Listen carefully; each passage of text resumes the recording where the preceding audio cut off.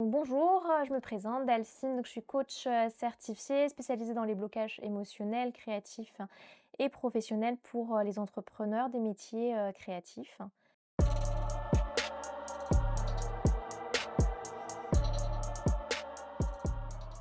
Bonjour Delphine, merci beaucoup d'être avec nous aujourd'hui dans Orange the New Talk. Merci à nos auditeurs également.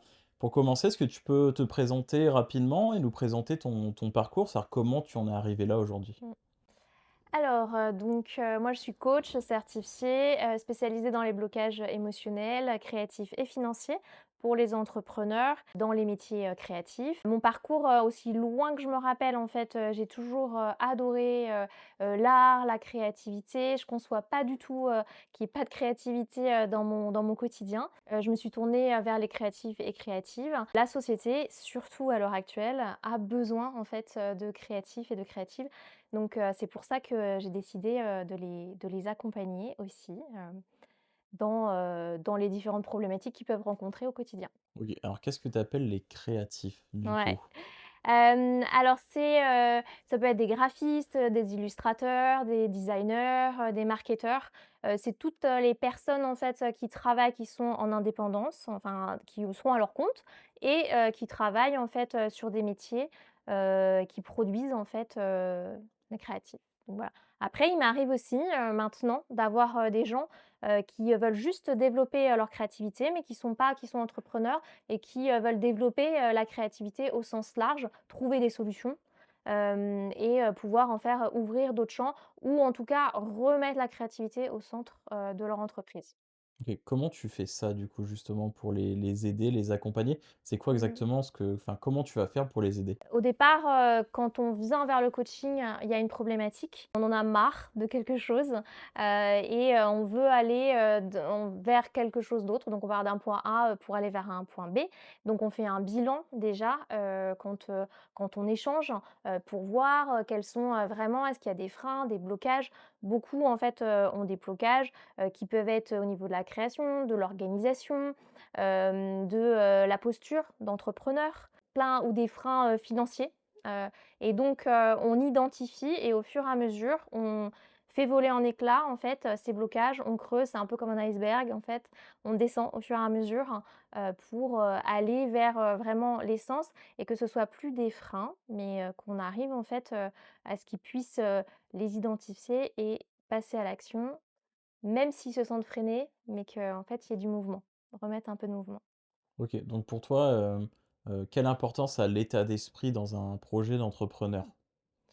Alors, 80 en fait, de ce qu'on fait en tant qu'entrepreneur, c'est l'état d'esprit, le mindset, les 20 autres ce seront, de la stratégie, des choses comme ça. Ce qu'il faut bien comprendre, c'est que, toutes les décisions qu'on prend en tant qu'entrepreneur, notre posture, nos idées au quotidien, en fait, hein, sont drivées par nos croyances limitantes, nos doutes, nos peurs et en fait, l'état d'esprit, c'est, pas, un mantra comme on le voit, et cetera. C'est pas, forcément se forcer à faire des choses. C'est juste avoir conscience, en fait, de nos pensées et pouvoir, en fait, malgré nos doutes, malgré nos peurs, avancer et prendre, les décisions qui sont les plus justes pour, nous, en tant qu'entrepreneurs. C'est quoi les freins les plus fréquents que tu retrouves, tu parlais, peut-être, Mmh. dans l'état d'esprit, donc ça peut être, je sais pas, le manque de confiance en soi, syndrome de l'imposteur Mmh. peut-être? C'est quoi, le plus fréquemment? Enfin, c'est quoi ce qui revient le plus Le fréquemment? plus on va dire que, alors il y a une étude, qui est sortie, pas très longtemps, alors elle est anglo-saxonne, hein, mais qui disent que 84 en fait, des créatifs, en tout cas, designers, métiers créatifs, sont, sur, le syndrome de l'imposteur. Donc alors on en parle beaucoup, mais le syndrome de l'imposteur, c'est en général, lié aussi à la comparaison, en fait, qu'on peut, le regard des autres, et puis la perfection. Tout ça, c'est un petit peu, imbriqué, l'un dans l'autre. C'est souvent en fait, pour ça, que l'on va ça va avec, la légitimité, et sa posture en fait d'entrepreneur entre, créatif et entrepreneur. Parce que quand on est créatif, on la création, on la met au centre, mais peut-être que, son entreprise, on ça passe un petit peu après et qu'on a du mal avec cette posture.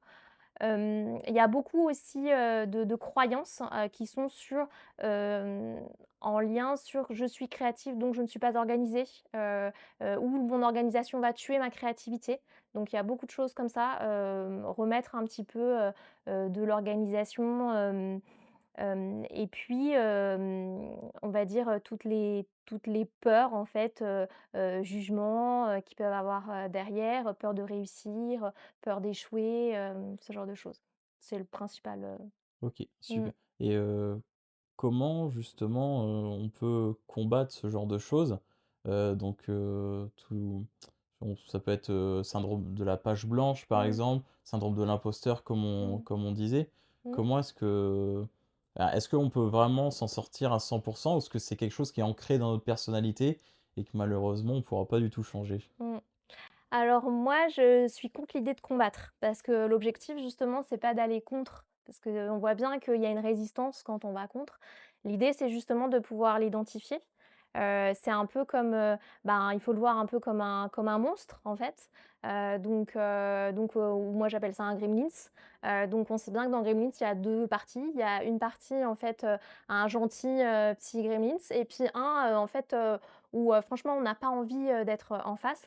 Donc l'objectif, en fait, c'est de l'identifier. Plus on va identifier, plus on va nommer et plus, en fait, la peur et le doute, va disparaître et l'idée, c'est de pouvoir faire avec le doute, pas contre, mais malgré ça, c'est d'avoir, en fait, une identification, se connaître et mieux on se connaît, et mieux on peut, avancer.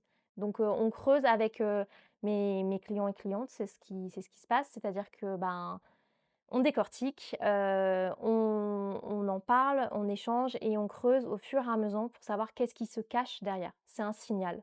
Je veux dire, la peur, le doute est un signal de quelque chose.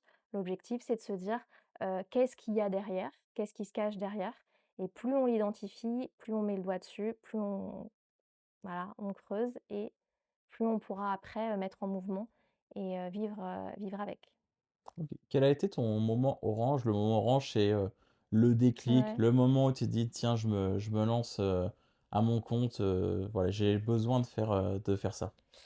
Alors en fait, il y a eu plusieurs, à différentes années et en fait, c'est pour ça que je pense que, heu, quand j'ai commencé le coaching, c'était ça qui était intéressant. C'est-à-dire que moi, j'ai toujours voulu être entrepreneur.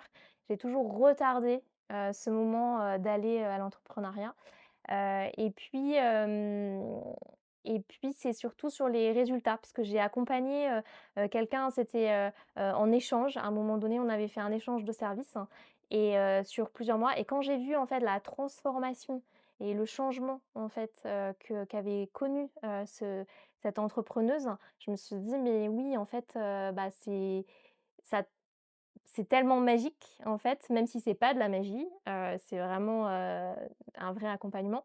Mais en tout cas, ça permet, c'est ça qu'il faut voilà, c'est ça pour lequel tu es faite et sur lequel il faut aller, en fait. Donc je sais pas si c'est le moment orange, mais en tout cas, ça a été un moment où je me suis dit: «Ouais, l'aventure, en fait, il faut vraiment, vraiment, l'ancrer». Mmh. D'accord.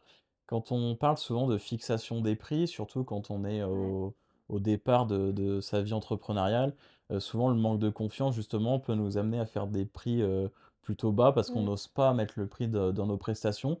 Est-ce que toi tu aurais des conseils ou tu as une technique pour, combattre un petit peu ça? Alors conseil non, parce que je suis coach, donc je donnerai pas de conseils, heu, mais en tout cas, ce qui en général, mes clientes arrivent avec, cette difficulté-là et on travaille en fait, la clarté. Donc c'est-à-dire que, l'objectif est la posture en fait. Plus on va gagner, au niveau, posture, en d'entrepreneur et de créatif hein, et plus ça va ancrer la confiance et petit à petit et plus on va, s'autoriser en fait, à poser le prix. Le prix, il est lié à la valeur en fait qu'on se donne, la valeur qu'on donne à son travail donc si on travaille en fait, hein, sur, bah, nos services, les prestations, si on fait une distinction entre son travail et qui on est, ben, ça permet justement après de pouvoir poser des prix qui soient justes et avec lesquels on se sent à l'aise. Tu as dit une phrase très intéressante, Ouais. je donne pas le conseil, je suis coach. Mmh. Quelle est ta vision, ta définition du métier de coach? On sait que, voilà, ça peut faire beaucoup de débats Mmh. aujourd'hui, que justement le côté métier est remis en cause. En soi, tout le monde peut être le coach de quelqu'un. Mmh. Et toi, c'est quoi ta vision du coach? Oui, alors, en effet, tout le monde peut mettre, le label. Alors après, bien sûr, tu peux mettre le label. Après, il y a quand même des certifications, donc moi, j'ai quand même je me suis formée, je suis certifiée, accréditée, enfin, donc ça, c'est des choses que le client peut, vérifier aussi et qui peuvent aider. Un coach, non, ça donnera pas de conseils, ça donnera pas d'orientation.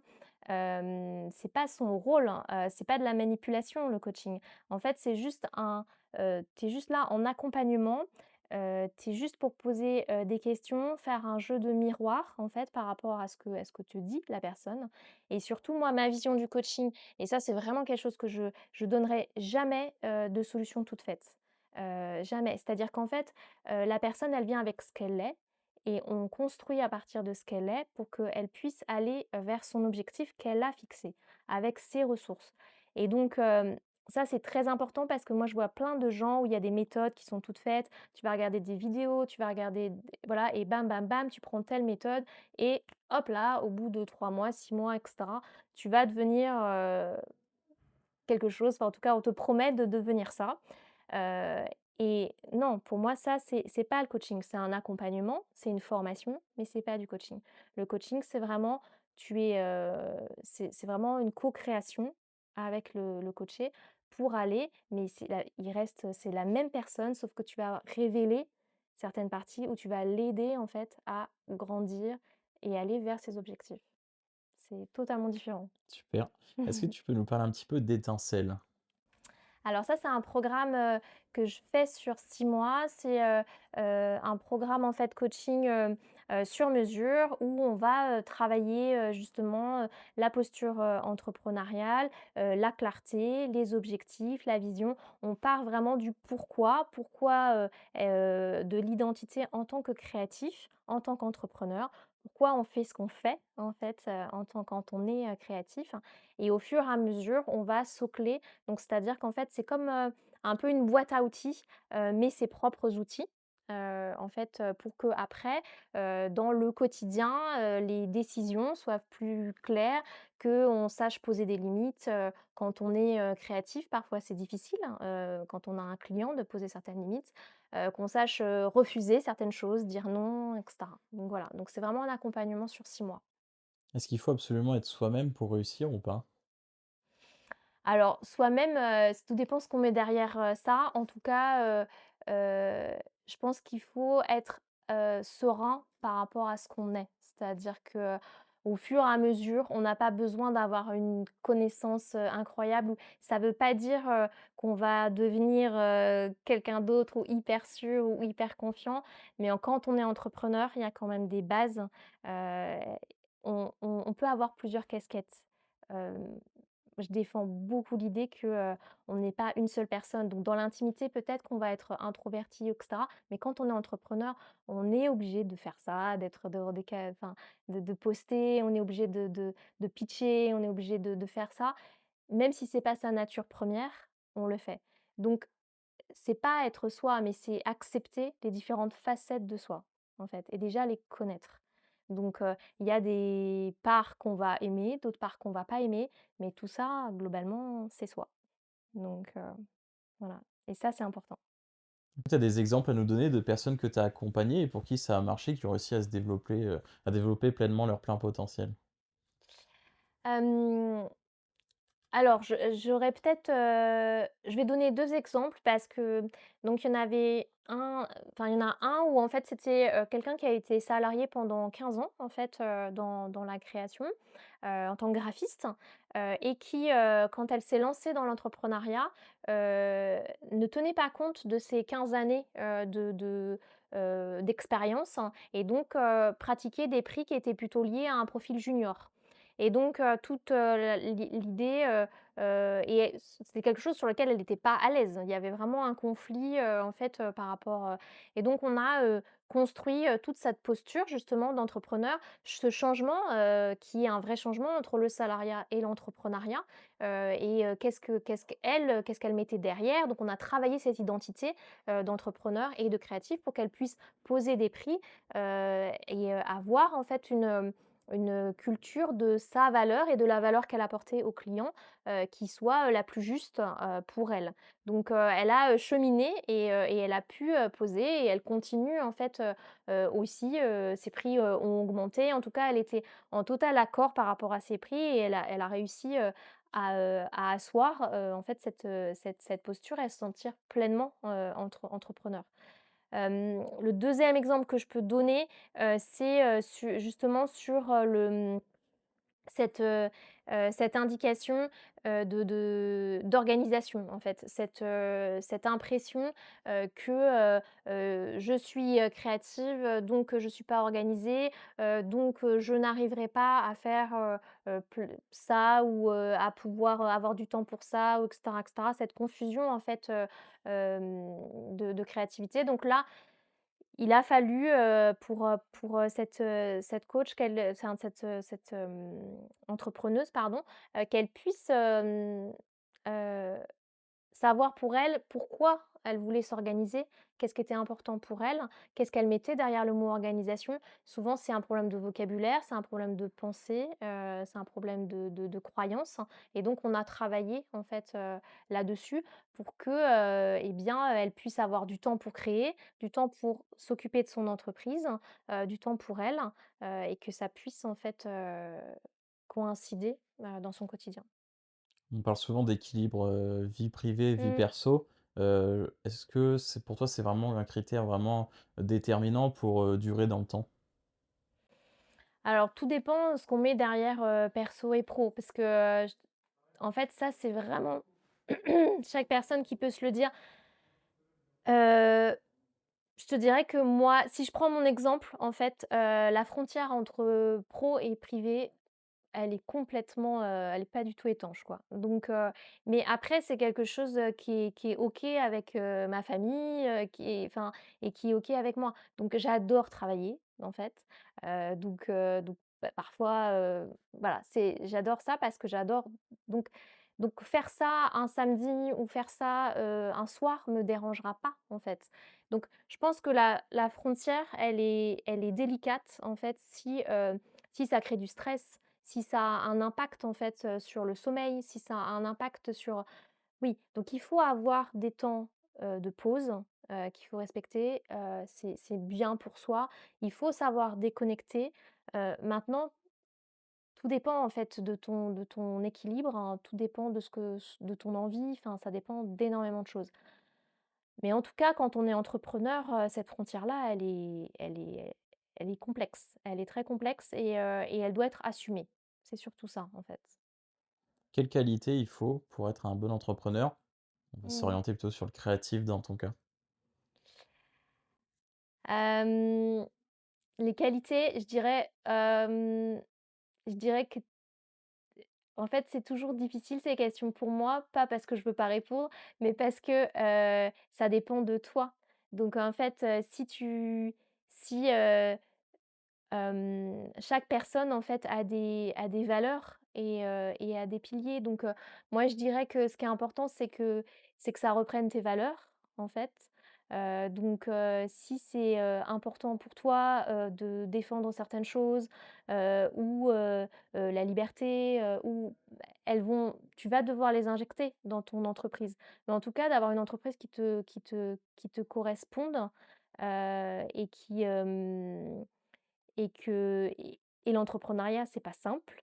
Donc il faut aimer, faire ce que tu fais parce que ça va te prendre un temps et une énergie, de dingue. Donc oui, il faut aimer faire ce qu'on fait et pas se laisser, absorber aussi, par tous les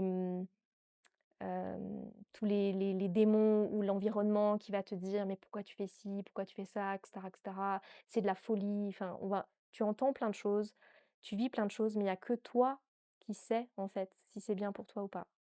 Donc c'est pour ça que les conseils, c'est bien, mais attention, Oui, ça vient de nous au final. c'est ça. Même, même les conseils les plus bienveillants vont pas forcément s'adapter pour Ouais, tout le monde. pour tout le monde. Mmh. On parle souvent, des erreurs, comme quoi ça fait partie de notre Mmh. parcours. Est-ce que toi, il y a une erreur, une grosse erreur peut-être que tu as pu faire, mais qui t'a permis de comprendre quelque chose, qui t'a servi, dans le futur? Hem, alors, en fait, j'ai pas le mot erreur en lui-même, je le trouve intéressant, mais il fait pas partie de mon vocabulaire parce qu'en fait, c'est juste des expériences qu'on a, qu'on va vivre, plus ou moins bien, en fait. Hem, je dirais que si je devais c'est peut-être que je me suis pas lancée assez vite dans l'entrepreneuriat. Si je devais, vraiment, en dire une et que, maintenant avec le recul, je me dis: «Waouh, j'ai il y a plein de temps où j'aurais pu, pour le faire». Mais je pense pas que ce soit une erreur en soi, en fait. C'est juste que, c'est des choix que j'ai fait à un moment. Donc en fait, l'erreur, c'est ça, c'est la perception qu'on met dessus. Souvent, on a l'impression que c'est une erreur, mais oui, mais parce qu'on a le recul sur la situation. Donc, on se dit: «Ah, j'aurais dû faire comme ça». Mais sur le moment, c'était le meilleur choix qu'on ait fait. Donc, donc oui, il y a des choses où je me dis: «Ouais, j'aurais bien aimé», mais finalement, c'est c'est c'est bien aussi comme ça.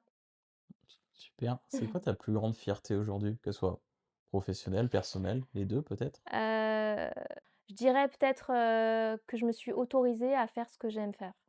Donc ça, c'est une fierté. Donc accompagner les créatifs alors que tout le monde m'a dit: «Mais ne va pas sur cette cible, ne fais pas ça, c'est de la folie» et cetera et en fait, je le fais. Donc je pense que ouais, on peut mettre ça en fierté. Oui, parce que souvent Mmh. dans les on prend les secteurs qui rapportent le plus d'argent, C'est ça. l'art et cetera, c'est souvent très, très bas. Ouais. Mais c'est bien justement que tu Mmh. aies pris le parti de faire ça Mmh. et à quel point le côté humain, il est important pour toi aussi là-dedans? Est-ce que c'était une volonté aussi de venir en aide, à l'humain en fin de compte? Oui, bah, déjà le coaching, c'est ça. Le coaching, c'est, quand même, il faut aimer, le lien, il faut aimer, échanger, et donc je pense qu'il y avait de ça. Ça répond vraiment pleinement moi, alors les coachs parlent de mission, c'est pas quelque chose, ce mot-là, il est très, très repris et c'est pas ça. Mais hem en tout cas, c'est important. Enfin, la créativité, tout ce qu'on a autour de nous a été pensé et créé. Donc si on veut continuer à ce que ce soit pas standardisé, si on veut continuer à ce qu'on ait du beau, de l'esthétique, des choses différentes, des choses, bah, voilà, on a besoin de créatifs, en fait et on a besoin et moi j'ai besoin de ça et c'est inspirant.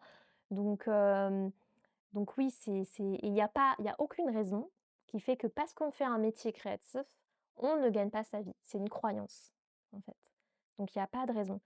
C'est je le dis, parfois avec mes coachées quand j'échange avec elles, après, c'est de dire: «C'est comme les sportifs de haut niveau». On peut pas tous être sportifs de haut niveau, soyons clairs. Donc on adorait. Moi, je fais de la course, mais je sais très bien que je ne ferai jamais les jeux olympiques, c'était très clair assez rapidement. Mais ça m'empêche pas, en fait, de faire de la course. Et ben, un métier créatif, c'est pareil. Il y a plein de gens qui aimeraient être créatifs.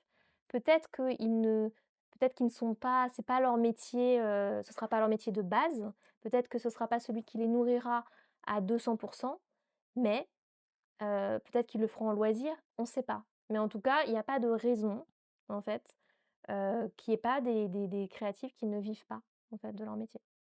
Est-ce que la peur de ne pas être le meilleur, ça peut être un blocage? Mmh, Comme ce que tu disais, les sportifs de haut niveau, mmh. bah, par exemple, est-ce que quelqu'un qui se lance dans le graphisme va dire: «Bon, bah, il y a déjà lui, il fait ça hyper bien, moi je fais moins bien, donc ça sert à rien que je me lance». Est-ce que c'est quelque chose que tu ressens ou pas? Alors, ils vont les graphistes, spécifiquement, ils m'excuseront de le dire, mais bon, et quand même, sont des perfectionnistes.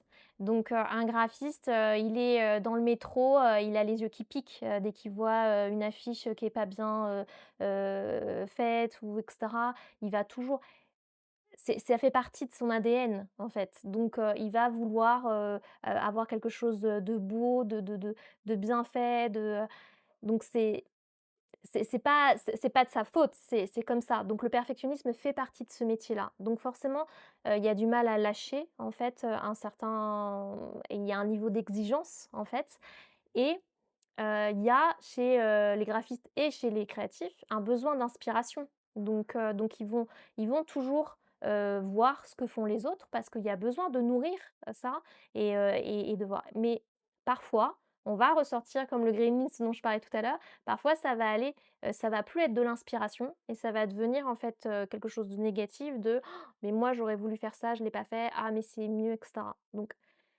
ça peut handicaper, c'est pour ça que enfin, moi, en tout cas, de ce que je pratique, c'est que quand, moi-même je suis pas du tout, je vis pas du tout de la création, mais en tout cas quand je décide, en fait, de créer quelque chose ou de faire, tous les jours, je le fais avant d'ouvrir des réseaux sociaux, avant de regarder non, je crée d'abord, en fait, parce que c'est important pour moi, je le fais et puis après, une fois que j'ai fait et que j'ai réalisé, je vais voir certaines choses et cetera.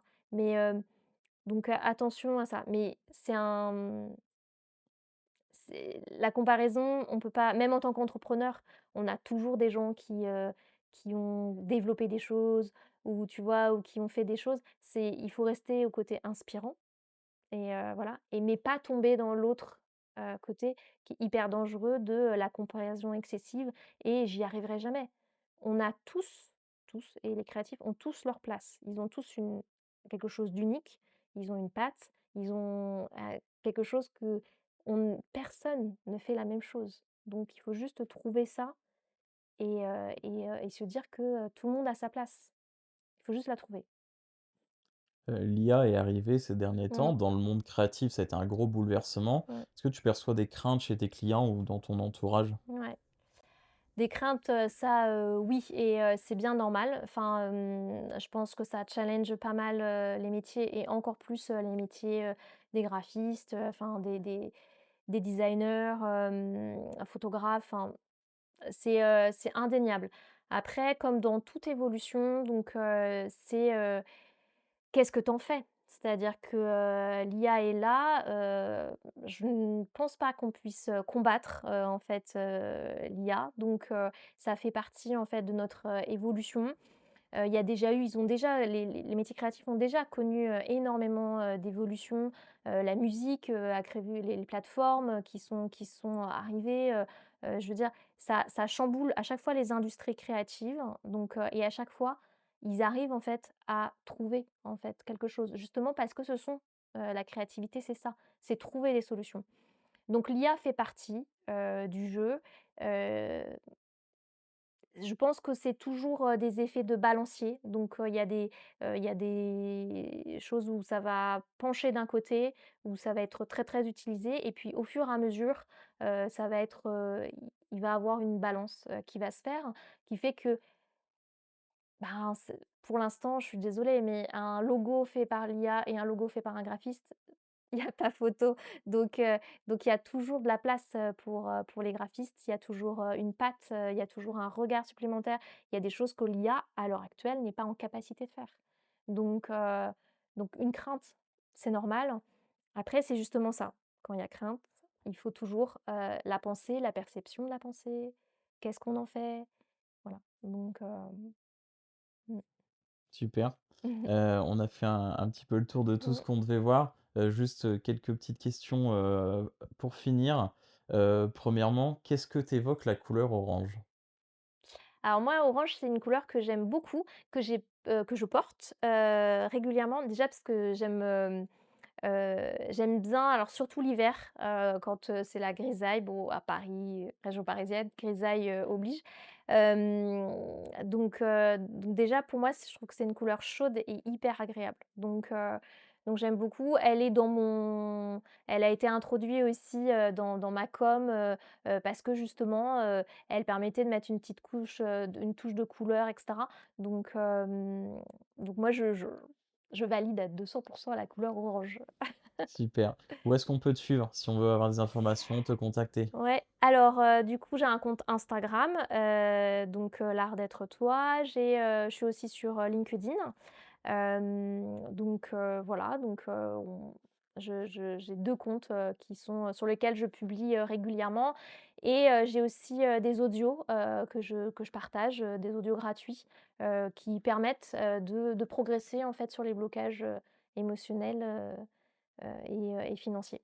Super. Est-ce que tu as une petite phrase justement, un petit mot, par rapport à l'art d'être toi, qui te vient Hem, en tête? En fait, le plus important, je dirais, l'art d'être toi, c'est justement, que les créatifs, les créatives n'hésitent pas à être eux, ils sont uniques et donc qu'ils arrêtent de vouloir, plaquer des solutions des autres et cetera, qu'ils se rendent compte qu'ils se forment, ils ont des compétences, énormes, mais qu'à un moment donné, l'état d'esprit, travailler sur ses doutes, ses peurs et cetera, ça ce n'est que gagnant, en fait, pour eux et pour pouvoir, au quotidien, vendre, se vendre, même s'ils n'aiment pas ce mot-là, mais que tout ça, ça se travaille. Donc voilà. Parfait, parfaite conclusion. Merci beaucoup d'être passé dans Merci. le podcast. On met Mmh, tous tes, réseaux en mmh. description et puis, bonne chance à toi pour tes projets futurs. Merci. Merci, merci d'avoir écouté ou regardé. Au revoir.